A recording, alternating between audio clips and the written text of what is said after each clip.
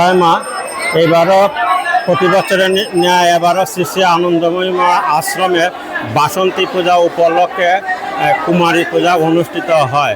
আজ যে কুমারী পূজা অনুষ্ঠিত হয়েছে ও হয়েছে 6 নম্বরে 6 বৎসরের কুমারী। এই কুমারীর রূপে মাকে পূজা করা হয়েছে।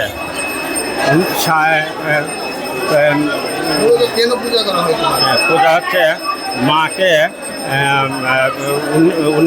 19 প্রথম কুমারী পূজা হচ্ছে পৌরাণিক এবং তান্ত্রিক।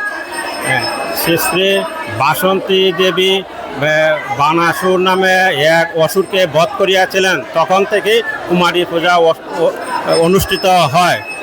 আর আধুনিক কালে স্বামী বিবেকানন্দ 1991 সালে বেলুর মঠে স্বয়ং শারদামণির উপস্থিতিতে 11 জন কুমারীকে পূজা করিয়াছিলেন এবং কাশ্মীরে ভবানী মন্দিরে শ্রী শ্রী স্বামী বিবেকানন্দ স্বয়ং 6 বছরে উমাকে কুমারী রূপে পূজা করিয়াছিলেন।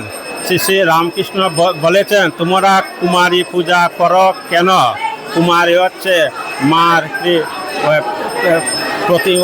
স্বরূপা, শ্রী শ্রী বাসন্তী দেবীর স্বরূপা। সেই জন্য আমার কুমারী পূজা আমরা করি। কুমারী হচ্ছে একটি মাতৃস্বরূপা।